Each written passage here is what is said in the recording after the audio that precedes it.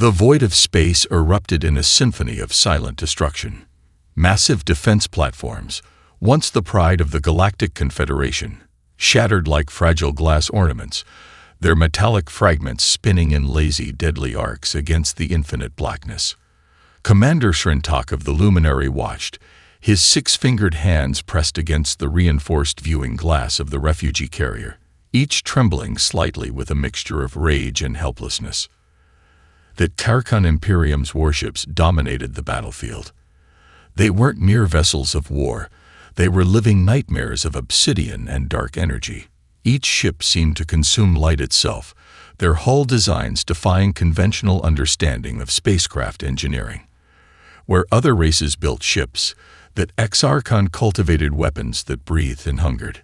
53 planetary defense systems have fallen, murmured Aronix, Srentak's data analyst. The Krelvarian's translucent skin rippled with each spoken word, a biological tell of deep distress. The Confederation's last quantum communication burst indicates total system collapse in less than 17 standard cycles. Srentak said nothing. He had watched civilizations die before, but never with such systematic, almost surgical precision. The Exarchon didn't just conquer, they erased. Entire cultural archives, genetic repositories, centuries of accumulated knowledge, all reduced to cosmic dust in moments. A sudden movement caught his eye. Amid the chaos of disintegrating defense platforms, a tiny object moved with uncharacteristic purpose. Too small to be a standard escape pod, too deliberate to be debris. Something was different about this particular fragment of survival. Magnify Sector 7 Delta, Srentak commanded, his translator implant converting his native click language into Galactic Standard. The holographic display zoomed, revealing a sleek, unexpected shape. It wasn't luminary, not Krelvarian, not from any of the known refugee species. The vessel's design was strange. Angular yet fluid, with heat signatures that suggested technology far more advanced than its seemingly primitive exterior would indicate. Aronix's analysis algorithms worked furiously. Unregistered craft. Hull composition unlike any in our database. Energy signature. Anomalous. Below them, the last remnants of the Confederation's fleet continued to fall. Massive capital ships, each representing generations of technological advancement, exploded in slow-motion cascades of energy. The Exarchon warships moved with a predatory grace, picking off resistance clusters with surgical precision. But that small craft continued its path, undetected, uninterrupted. Srentak felt something he hadn't experienced in cycles. Hope.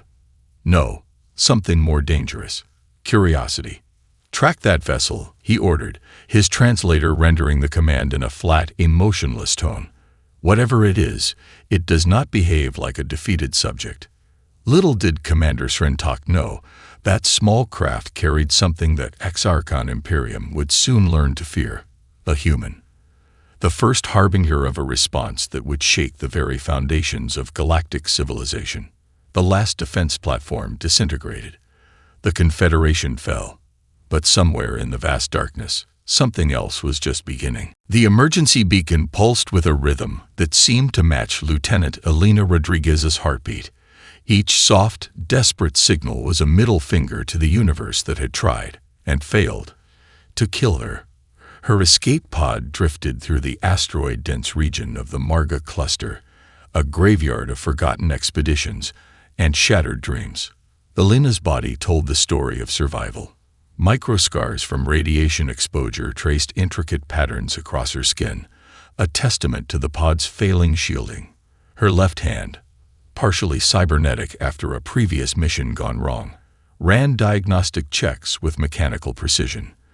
The hand was a reminder that humans didn't just survive. They adapted. The mining colony appeared on her sensors like a rusted jewel against the darkness. Gamma 7 was never meant to be a haven.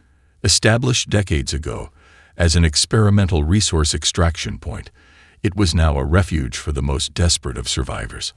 Automated mining drones continued their mindless work, unaware that their original masters had long since been wiped out. As the pod initiated its landing sequence, Alina reviewed the data crystals, the real treasure she had managed to save. Encrypted communication logs, strategic planetary defense schematics, and something far more valuable: the complete genetic and technological profile of the Exarchon Imperium's military infrastructure. The landing was anything but gentle. The pod skidded across the metallic surface of Gamma 7's primary landing zone, leaving a trail of sparks and torn metal. Emergency systems screamed warnings, but Alina was already moving. Years of military training had taught her that survival wasn't about comfort, it was about immediate action. Identify. A mechanical voice challenged as she approached the colony's primary airlock. Alina's response was immediate. Lieutenant Alina Rodriguez, Earth Expeditionary Force. Authorization code Delta 93 Zulu. Silence followed. Then a series of complex authentication protocols began to dance across the airlock's interface. The survivors inside were taking no chances. The door opened to reveal a scene of organized chaos. Refugees from at least 6 different galactic species huddled together. A tableau of defeat that would have broken lesser beings. Dr. Kiraval, a renowned luminary xenobiologist, approached first. Her 4 eyes, 2 sets, each with different spectral sensitivities, studied Alina with a mixture of suspicion and desperate hope. Another survivor, Kiraval observed, her translator implant rendering her native language into galactic standard, or perhaps something more. Alina understood the implied threat. In a galaxy torn apart by the Exarchon Imperium, trust was a luxury few could afford. She slowly, very slowly, removed her encrypted data crystals and placed them on a nearby diagnostic terminal. "I'm not just a survivor," Alina said, her voice cutting through the tense atmosphere. "I'm a message." The next few hours were a blur of data transfer, medical scans, and intense interrogation. The refugee scientists worked with a desperation born of total loss. Each data crystal Alina had saved was a potential weapon, a fragment of hope in a universe that had gone dark. Dr. Kiraval's analysis was brutal in its honesty. "Your data suggests something the Exarchon never anticipated. Humanity wasn't just another species to be conquered. You were waiting." Alina's smile was razor-sharp. "We've been preparing for a war most species don't even understand yet." The final piece of her transmission was both a warning and a promise. Encrypted across multiple quantum channels, it would find its way back to Earth. Not through standard communication networks. Those had been destroyed. But through a complex series of relay points that only a human could have devised. As the colony's systems processed the data, Alina began to prepare. The refugees around her saw a lone human survivor. What they didn't see was the spark of something much larger. A species that didn't know how to accept defeat. A civilization that viewed destruction as just another problem to solve. Outside, the mining drones continued their endless work. Inside, the first threads of humanity's response were being woven. The Exarchon Imperium had won a battle, but this war was far from over. The holographic transmission consumed every available communication channel across the conquered sectors. Supreme Commander Krelax of the Exarchon Imperium believed he was delivering the ultimate message of dominance, a carefully curated spectacle of humiliation designed to crush the last vestiges of hope among the defeated races. Massive projection fields materialized in refugee sectors, orbital stations, and scattered colony worlds. Each display was a masterpiece of psychological warfare, or so the Exarchon believed. The first image flickered to life. Grand Admiral Tornak of the Luminary Stellar Armada, once the most decorated military leader in the Galactic Confederation, now reduced to a broken figure, his 4 arms bound with quantum suppression chains, forced to kneel before the Exarchon tribunal. His species' sacred medallions, centuries of honor and achievement, were systematically torn from his ceremonial uniform, each piece ground into dust before his defeated eyes. In the control center of the Exarchon flagship, Eternal Dominance, Communication specialists monitored the transmission's reach. Holographic maps tracked signal penetration across conquered territories, displaying real-time emotional response metrics. Algorithms predicted total psychological suppression within 72 standard cycles. What they didn't see was the transmission's true impact. In a cramped refugee processing center on the outer rim of the Andromeda sector, a group of survivors watched. Zeralin, a junior communication specialist from the shattered Krulverian diplomatic corps, noticed something that Exarchon hadn't anticipated. The humiliation wasn't breaking spirits, it was igniting them. "Look," she whispered to her companion. A battle-scarred veteran named Mirik watched their eyes. The transmission continued. More leaders were brought forward. Each public degradation was meant to demonstrate the absolute power of the Exarchon Imperium. A Trilarian council elder forced to renounce his people's 1,000-year cultural practices. A quantum harmonics researcher from the Nexus Collective stripped of her academic credentials and publicly denounced. But something was happening in the viewing audiences that the Exarchon's emotional suppression algorithms couldn't calculate. Anger. Pure, unfiltered rage. Mirik's mandibles clicked in a pattern of profound understanding. "They're recruiting for us," he muttered. Unbeknownst to the Exarchon, each broadcast was becoming a recruitment tool. The very weapon designed to crush hope was transforming into a catalyst for resistance.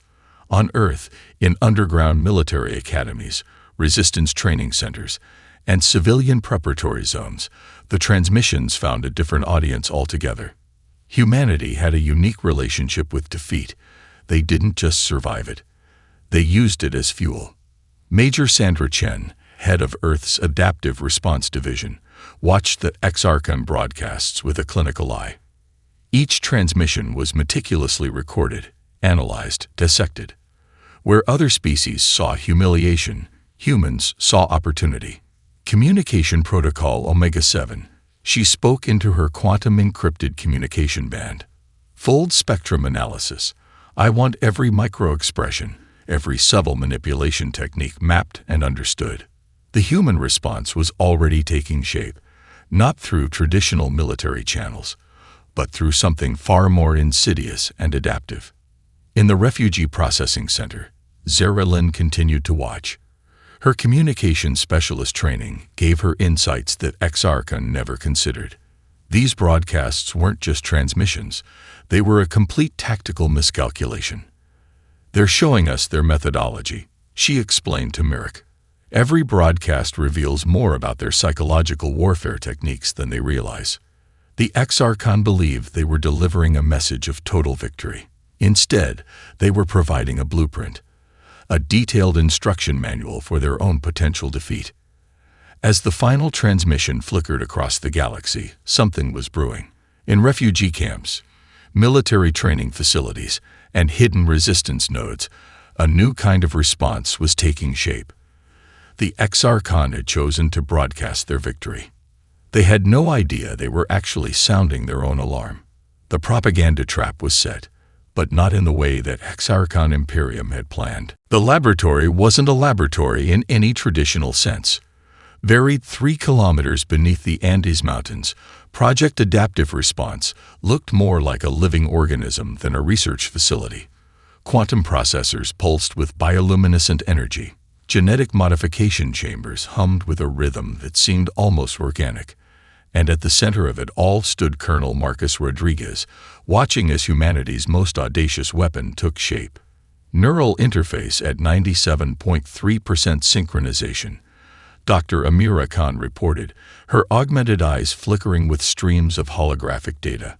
The biomechanical integration is exceeding all projected parameters. What they were creating defied every known principle of military engineering. This wasn't a weapon system.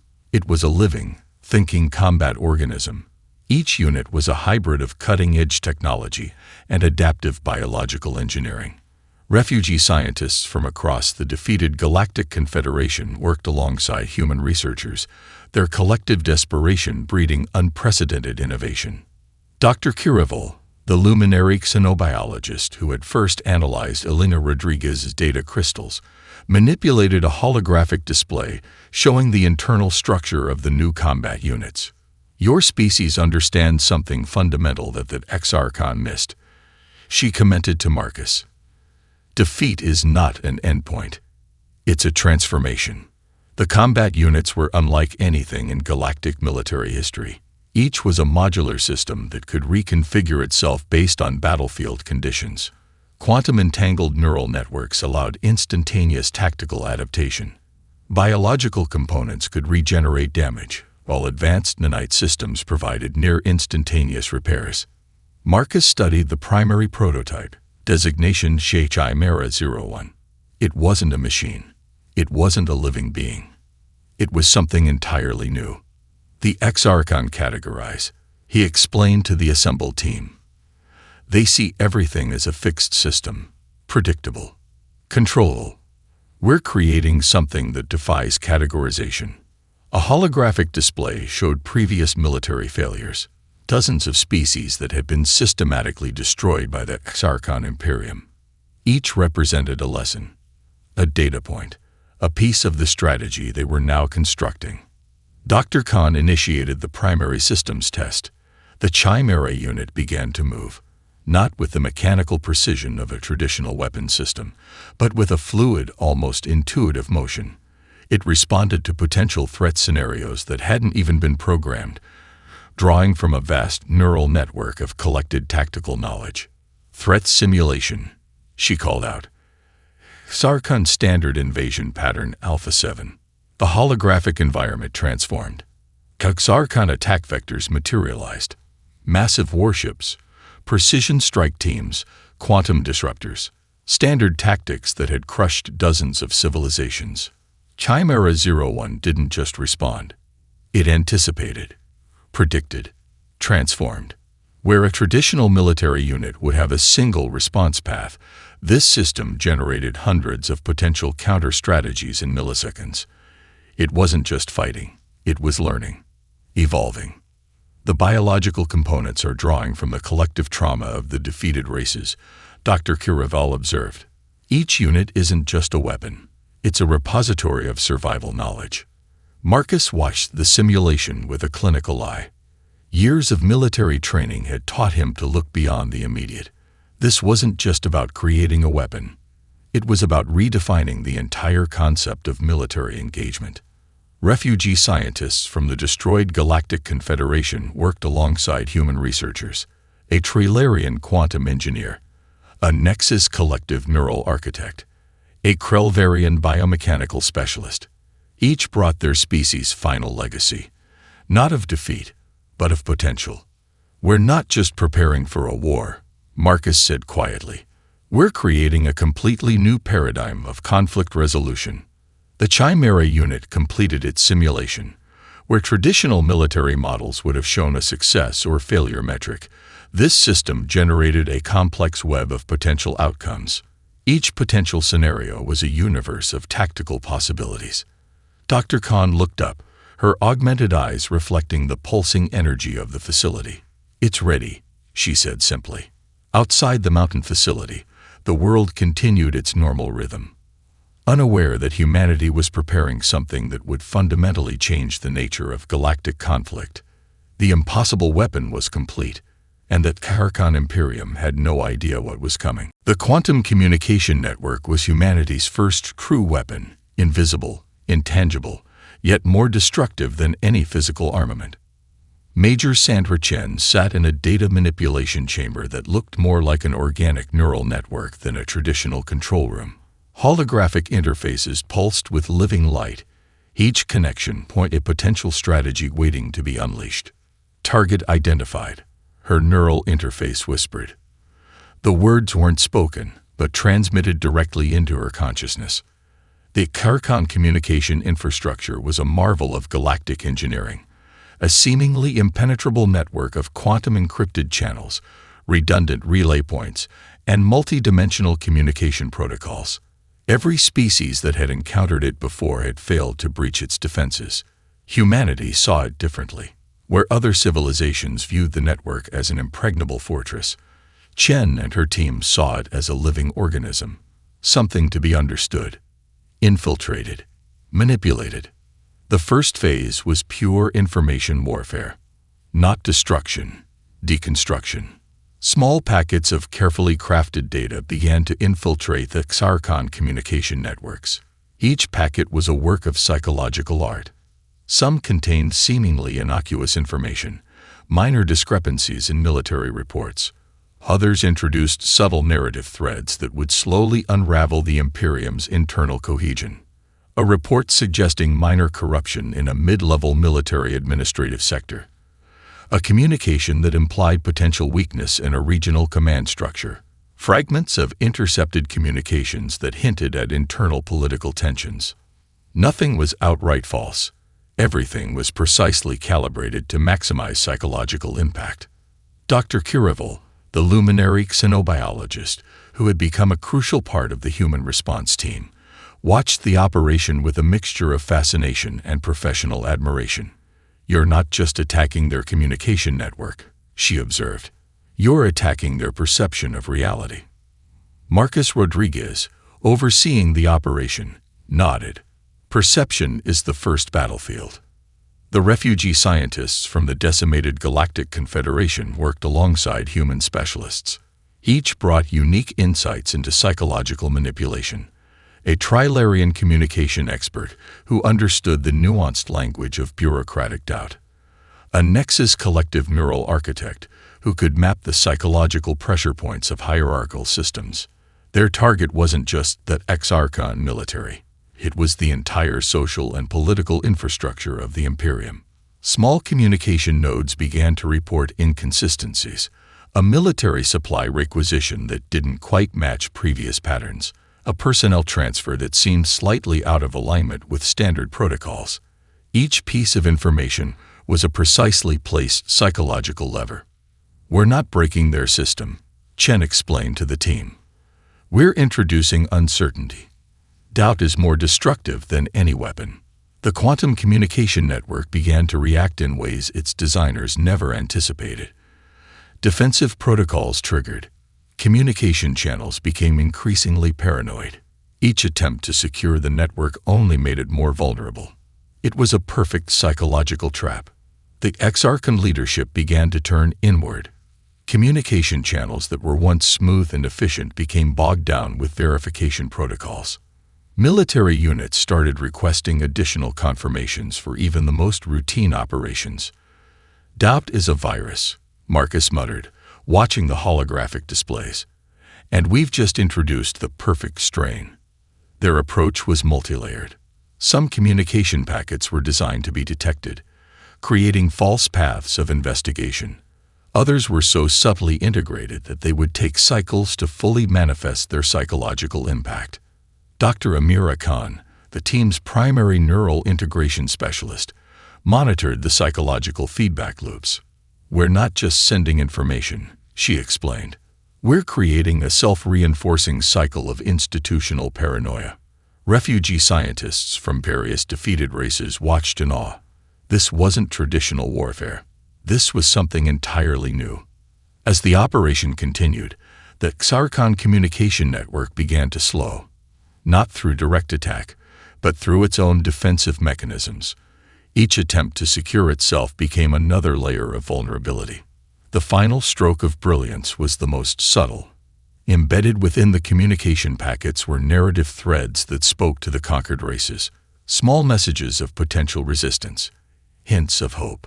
Not direct calls to rebellion, just possibilities. In communication centers across the conquered sectors, something was changing. The constant propaganda of Xarkon dominance was being subtly undermined, not through direct confrontation, but through the most powerful weapon imaginable: doubt. And humanity was its master.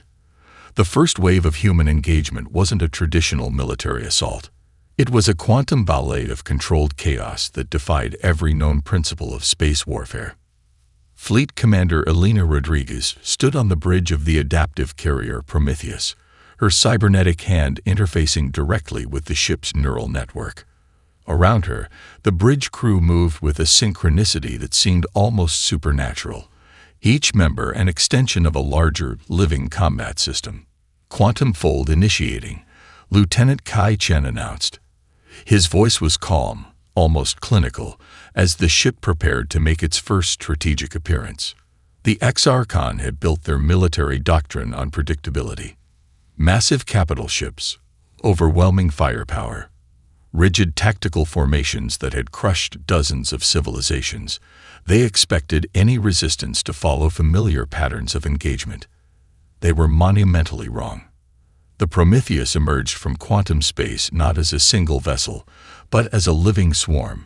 What appeared to be a single ship fragmented into hundreds of smaller, hyper-adaptive craft. Each vessel was a modular combat unit, capable of instant reconfiguration.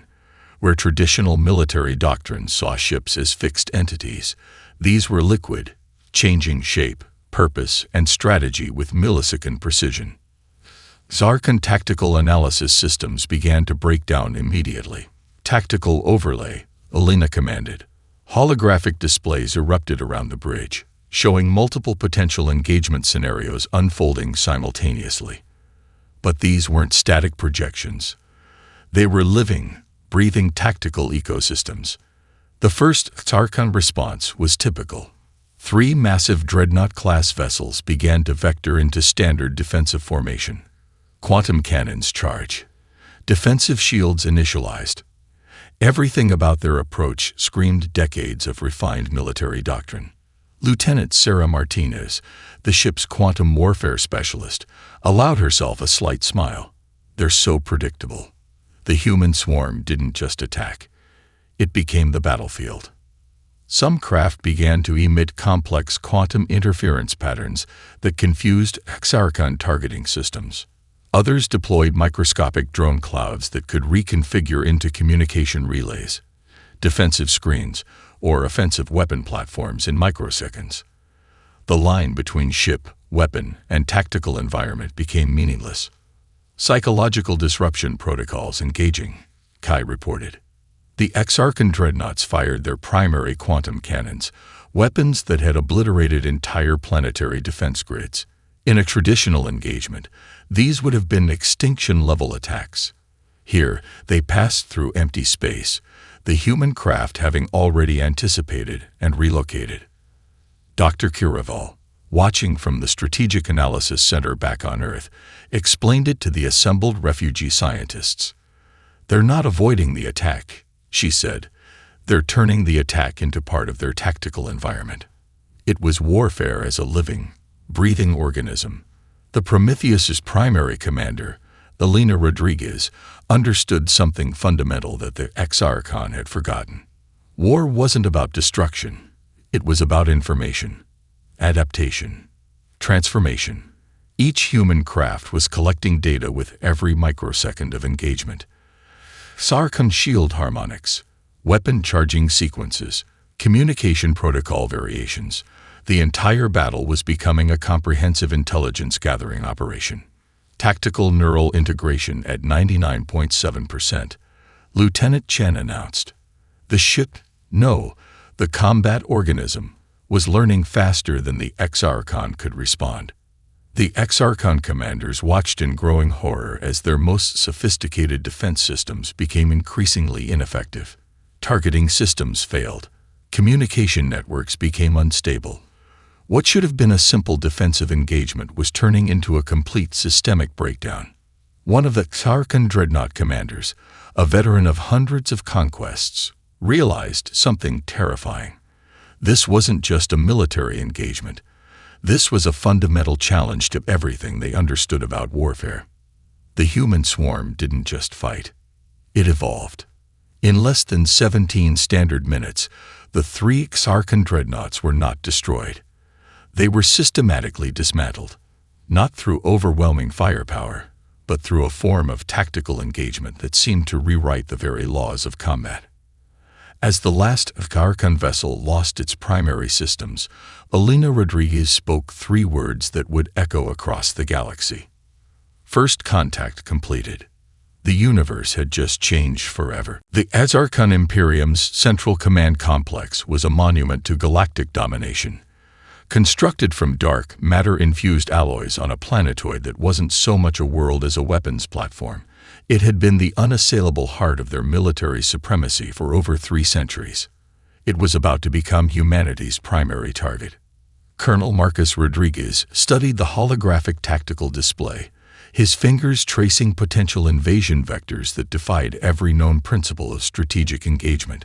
Around him, a coalition of survivors from decimated civilizations worked with an intensity born of collective trauma and renewed hope. The traditional approach would be a frontal assault, Dr. Kiraval observed, her 4 eyes analyzing the display from multiple perspectives. Which is precisely why we won't do that. What humanity had created wasn't just a military strategy. It was a complete reimagining of conflict resolution. The initial assault was already underway, but not in any way the Exarchon could comprehend. While their defensive systems tracked massive quantum energy signatures and prepared for conventional warfare, the real invasion was happening on levels they couldn't even perceive. Quantum communication networks that had once been the Imperium's greatest strength were now conduits of systematic destruction. Each transmission became a potential vector of undermining. Information warfare reached depths that made traditional espionage look like children's games. Psychological destabilization protocols at 78% penetration. Lieutenant Kai Chen reported from the Tactical Integration Hub. The room hummed with a living network of adaptive intelligence, part biological, part technological, entirely beyond that Exarchon's understanding. The refugee scientists from the conquered civilizations watched in a mixture of awe and vindication. Dr. Amira Khan, a neural systems expert from the Shattered Nexus Collective, explained the strategy to her colleagues. They're not just attacking the Exarchon's military infrastructure, she said. They're dismantling their entire conceptual understanding of conflict. Strategic points began to fall not through conventional warfare, but through a multi-dimensional assault that targeted the Imperium's fundamental weaknesses. Communication networks became unreliable. Military units began to question standing orders. The very fabric of Exarchon institutional power started to unravel.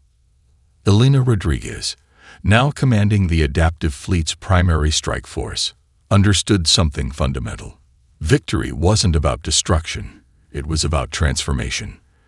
The first physical assault came from directions that Exarchon never anticipated.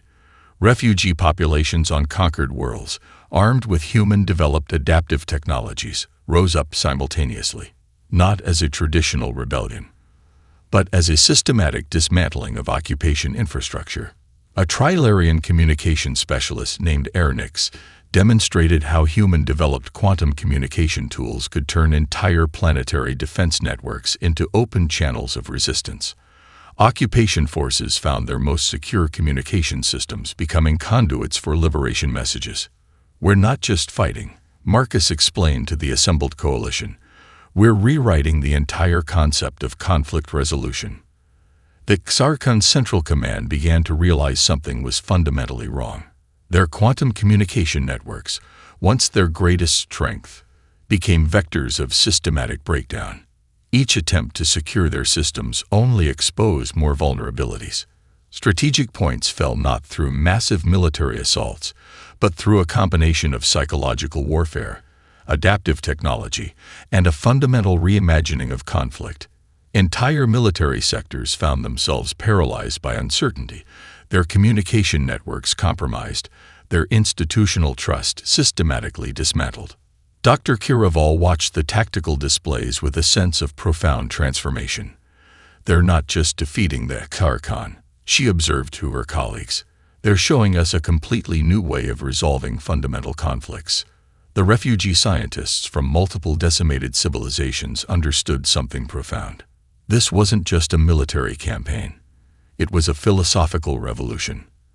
As the Exarchon's Central Command complex began to experience systematic failures, something unprecedented happened.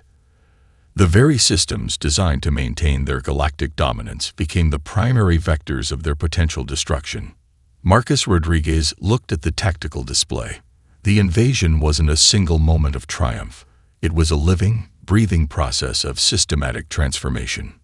First phase complete, he said simply. The galaxy watched. and everything was about to change. The chamber where the Xarcam leadership faced humanity was neither a battlefield nor a traditional negotiation room. It was a space of quantum-stabilized neutrality, a diplomatic environment that defied conventional understanding of conflict resolution. Colonel Marcus Rodriguez stood at the center, flanked by a coalition that represented the most diverse diplomatic force in galactic history. Dr. Kiravel from the Luminary, Ernix, the Trilarian communication specialist, Elena Rodriguez, whose tactical brilliance had dismantled the Xarcon's military infrastructure, survivors, strategists, architects of a new possibility. Supreme Commander Krulax looked diminished, not just physically, but in a way that transcended mere military defeat. The quantum suppression field that contained him revealed everything: his confusion, his fundamental misunderstanding of the conflict he had just lost. "You don't understand," Krulax began, his translator rendering his native speech in Galactic Standard.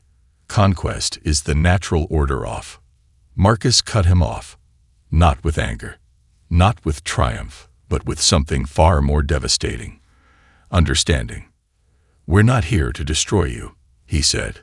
"We're here to transform the entire concept of galactic civilization." The refugee scientists watched. Each represented a civilization that had been systematically crushed by the Xarcon Imperium. But this wasn't a moment of revenge. It was something far more complex. Dr. Amira Khan stepped forward. Her neural augmentations, a testament to human adaptability, allowed her to process information at levels that made the Xarcon leadership uncomfortable.